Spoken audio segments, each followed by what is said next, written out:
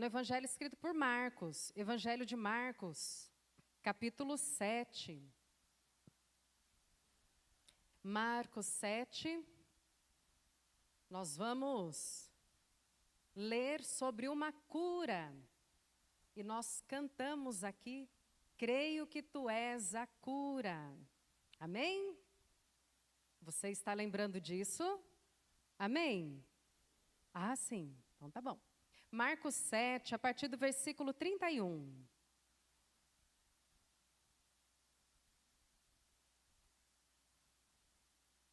Eu gostaria de te convidar para se colocar em pé mais uma vez para a leitura da palavra.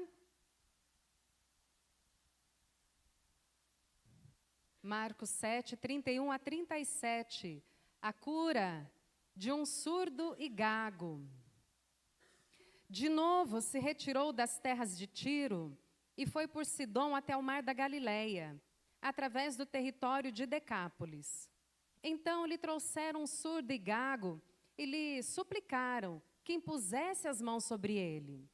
Jesus, tirando-o da multidão à parte, pôs-lhe os dedos nos ouvidos e lhe tocou a língua com saliva. Depois, erguendo os olhos ao céu, suspirou e disse, Efatá, que quer dizer, abre-te. Abriram-se-lhe os ouvidos e logo se lhe soltou o empecilho da língua e falava desembaraçadamente. Mas lhes ordenou que a ninguém o dissessem. Contudo, quanto mais recomendava, tanto mais eles o divulgavam. Maravilhavam-se sobremaneira, dizendo, tudo ele tem feito esplendidamente bem. Não somente faz ouvir os surdos, como falar os mudos. Amém, glória a Deus. Oremos. Santo Deus, muito obrigada, Pai, pela Tua palavra lida. Muito obrigada, Pai, por esse tempo quando paramos tudo para refletir na Tua palavra. E nós cremos que o Senhor vai falar conosco nessa noite. Continua mesmo ministrando aos nossos corações. Fala mesmo, Santo Deus, poderosamente. Esse é o nosso pedido, é a nossa busca, é a nossa fé, é a certeza que temos no Senhor, de que algo novo o Senhor há de fazer em nossas vidas. Ó Deus Santo, oramos desde já agradecidos e no santo nome de Jesus. Amém. Amém. Podem se assentar. Duas perguntas para iniciarmos a reflexão. Será que estamos ouvindo tudo o que precisamos ouvir? Será que estamos falando tudo o que precisamos falar? Essas perguntas são provocadoras. Nós vamos conseguir discernimento no Senhor para entender o que realmente elas querem dizer para nós, a partir do texto. E como a gente leu no texto, o Senhor Jesus realizou uma cura numa região onde tinha bastante judeus, é verdade, mas também uma forte cultura grega, onde viviam muitos gentios. Se a gente olhar, agora eu vou pedir mesmo para a gente colocar o mapinha, acho que vai ser legal da gente observar na tela essa região chamada Decápolis.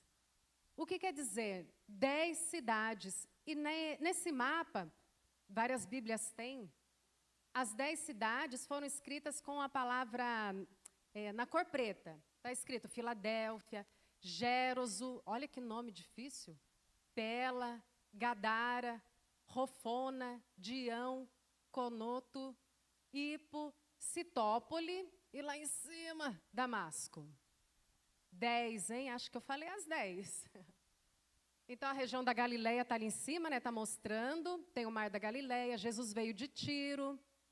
E ele passou pela região de Decápolis, que é essa região das 10 cidades. Eu achei muito interessante de mostrar para vocês, porque tem um significado, tá? É importante a gente ver.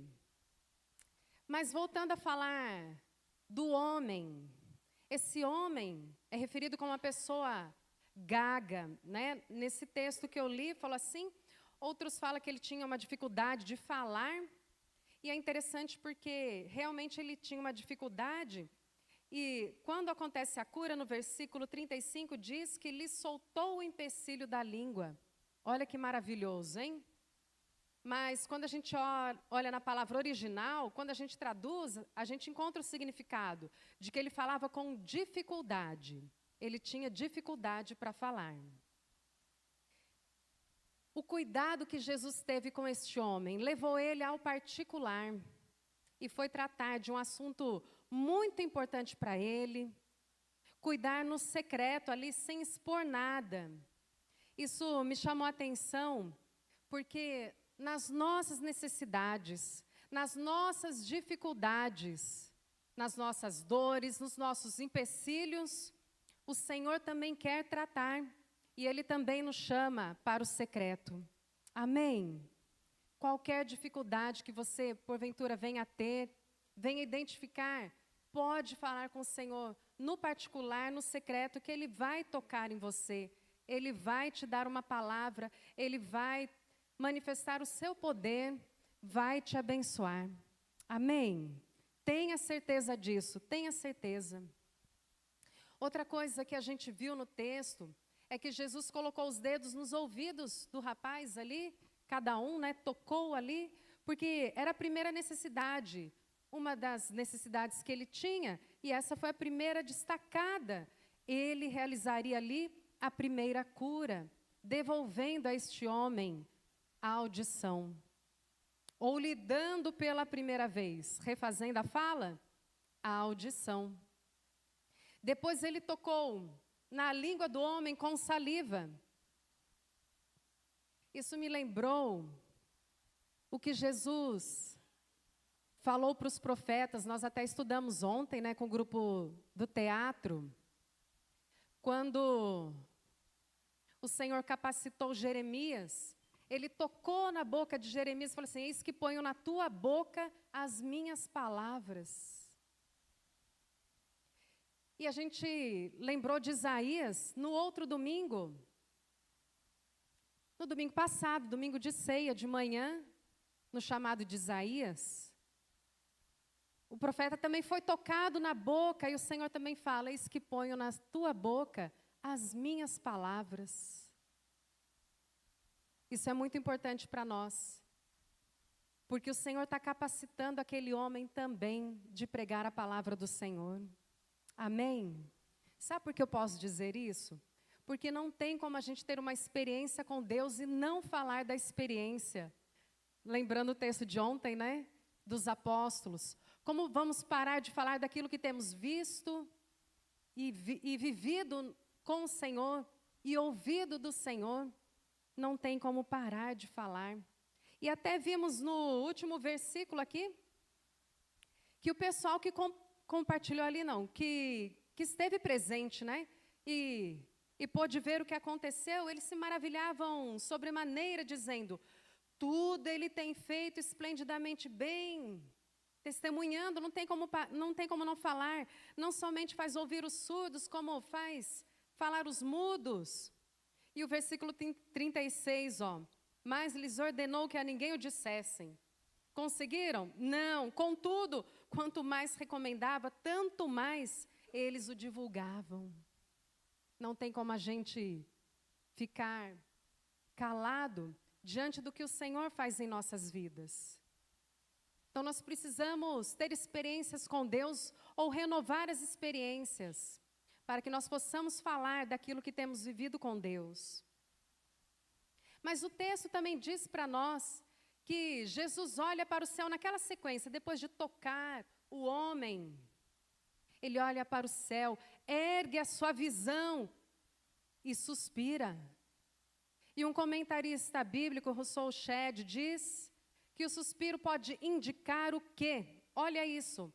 A profunda luta em oração para prevalecer contra o diabo.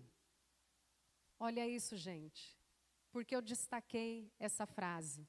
Porque nós estamos falando de uma batalha espiritual. Daqui a pouquinho eu vou falar mais de Decápolis, você vai entender. Estamos falando de uma batalha espiritual. Muita atenção. A cura deste homem traz uma mensagem para as pessoas daquela época, que moravam em Decápolis. mas é uma mensagem muito forte para a nossa época também, para nós como igreja. Então, eu quero ir mostrando para vocês o que eu aprendi com esta cura. Que essa palavra possa encontrar lugar no seu coração, possa te impactar também. Mais uma vez, que o Senhor esteja falando ao seu coração, em nome de Jesus. Então, vou iniciar, A cura deste homem mostra que o Senhor Jesus tem poder sem limites. Quem pode curar como o Senhor curou? Quem poderia naquela época fazer uma cura desse tipo? Só Deus em Cristo, só o Senhor Jesus. E esse é o nosso Salvador, que tem o mesmo poder para transformar situações na nossa vida. Amém? Para transformar vidas e curá-las e libertá-las e salvá-las também. Aqui está o principal de tudo. A salvação da humanidade não está em qualquer outro poder, mas está no poder de Deus, manifestado em Cristo Jesus. Mas a cura deste homem mostrou também que o reino de Deus havia chegado através de Cristo Jesus, onde o Senhor cura, trata pessoas, liberta, manifesta o seu poder, onde o Senhor domina. O Senhor domina. Não é mais a morte, não é mais o pecado, não é mais a vida sem sentido. Não são mais as nossas deficiências espirituais que dominam, mas é a vida na presença de Deus. Uma vida reconciliada, em paz e transbordante. Amém? Providência de Deus, é isso. A cura deste homem. Agora eu vou falar para vocês, porque a gente citou as 10 cidades. A cura deste homem mostra para nós que há pessoas em nossa época que precisam ter seus ouvidos abertos para a mensagem de Jesus, como era com as pessoas de Decápolis.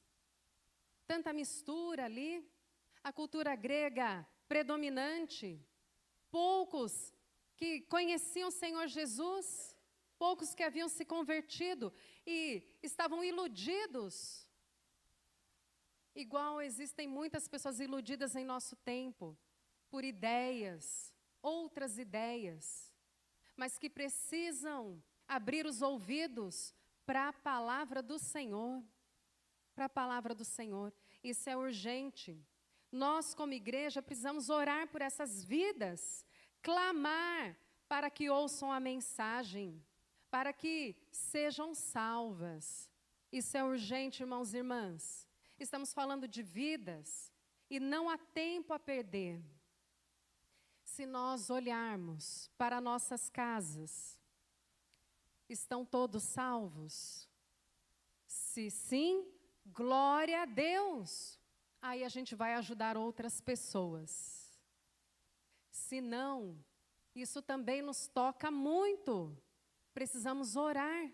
O que tem impedido essas pessoas de ouvirem a voz do Senhor e abrirem seus corações para se renderem a Cristo Jesus e aceitarem a salvação? Não há tempo a perder. Temos que orar para que recebam a cura e possam ouvir a mensagem de Cristo e sejam perdoadas de seus pecados e sejam salvas do inferno. Amém? Percebe a urgência? Amém? Ótimo.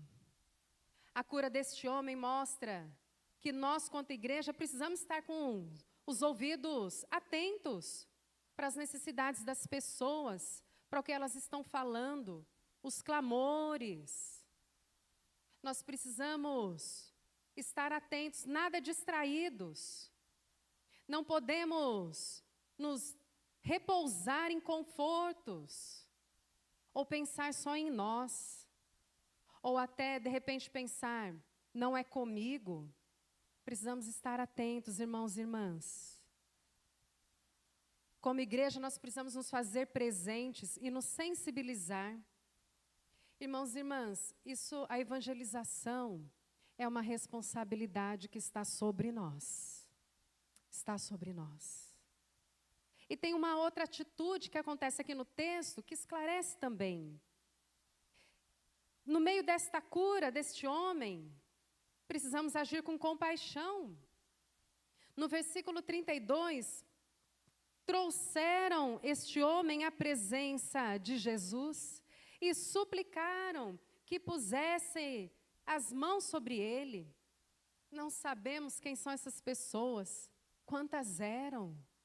Não sabemos, não há nome, nada de identificação. Mas hoje nós sabemos que somos nós como igreja. Precisamos trazer essas pessoas para a presença de Deus e falar: libera os ouvidos dessa pessoa e suplicar pelo agir de Deus. Precisamos orar, irmãos e irmãs, por evangelização. A cura desse homem mostra também que nós, igreja, talvez precisamos ser curados de uma gagueira, ou de uma fala difícil, deficiente, para transmitir com mais ousadia e firmeza a palavra de salvação de Cristo Jesus. Eu estava refletindo sobre isso, e talvez um entendimento um pouco equivocado esteja dominando a nossa mente. Por exemplo, dizendo assim: mas eu não sei pregar, ou então, preparar uma mensagem é muito difícil.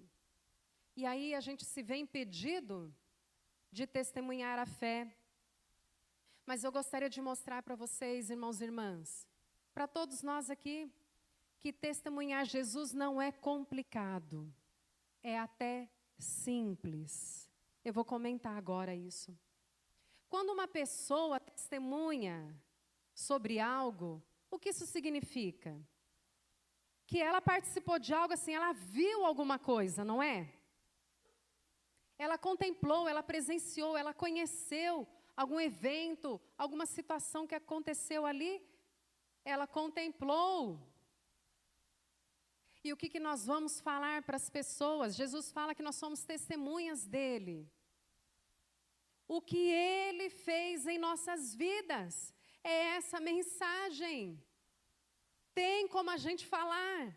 É algo que a gente viveu, que nós experimentamos. Não é difícil de falar o quanto Jesus já respondeu de orações nossas. O que significa ele ter nos salvado, se apresentado como nosso Salvador e perdoado os nossos pecados.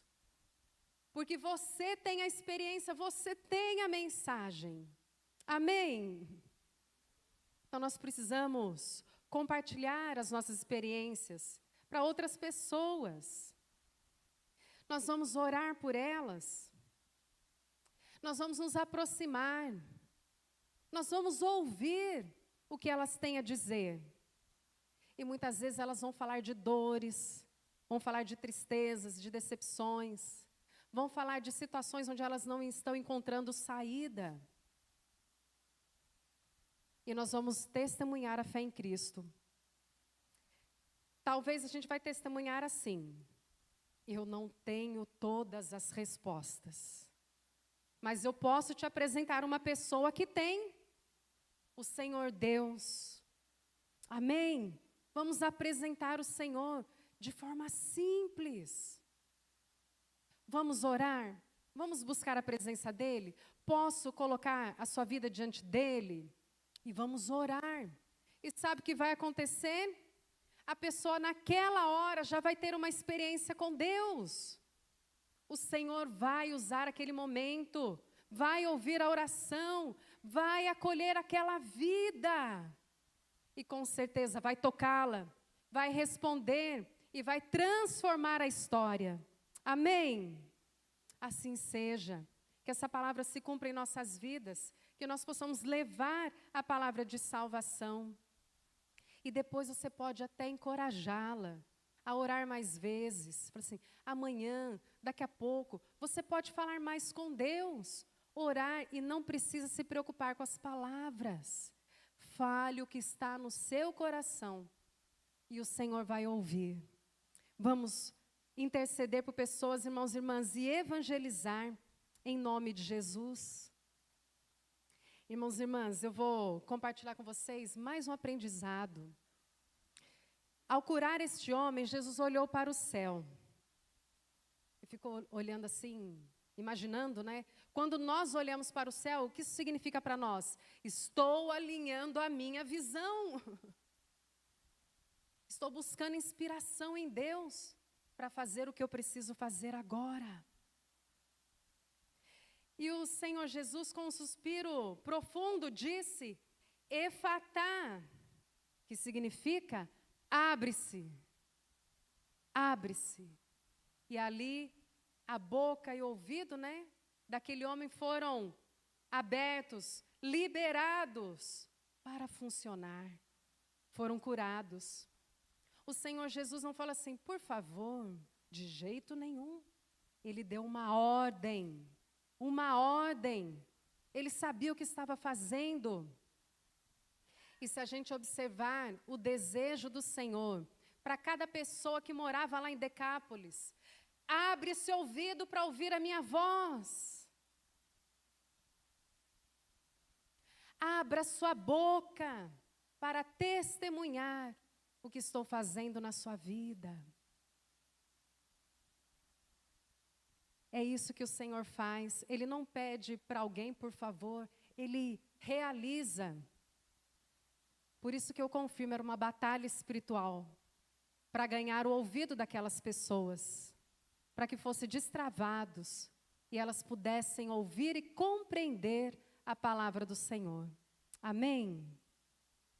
O diabo também tenta deixar muitas pessoas surdas no tempo atual, para ouvir a voz do Senhor, surdas para o Evangelho. Nós precisamos orar e vencer essa batalha espiritual. Precisamos vencer essa batalha. E o que o Senhor Jesus vai fazer? Efatá, abra-se. Vai liberar a audição espiritual das pessoas. Amém? É vida da igreja evangelização. É uma necessidade que nós temos para viver o propósito de Deus para nossas vidas. Evangelizar. Vai chegar daqui a pouquinho a cruzada evangelística, que tem também uma peça de teatro, né, no primeiro dia, com a companhia Nice de teatro. Luta contra o invisível, me parece que é esse o nome. Ore desde já, vamos interceder para Deus e destravando ouvidos, para que possam lá, pelo menos lá, no nosso dia a dia, o Senhor vai trazer pessoas também. Mas vamos preparar também para o dia da cruzada, dia 1 e 2 de agosto, vamos nos preparar. E o Senhor vai abrir os ouvidos, vai abrir os ouvidos. Hoje também é dia de milagre. Hoje, o Senhor já pode operar este milagre de preparar os ouvidos das pessoas para ouvirem a sua voz. Nós vamos orar. Amém? Eu quero orar com vocês e eu quero repetir aqui. Nós vamos interceder para a vida de pessoas para que os seus ouvidos se destravem para ouvir a voz de Deus. Lembra a canção? Quando eu vi a lista das músicas do louvor, eu falei assim, já está aqui a confirmação. Creio que Tu és a cura e nada é impossível para Ti. Vamos orar nessa palavra profética. Amém? Quero te convidar a se colocar em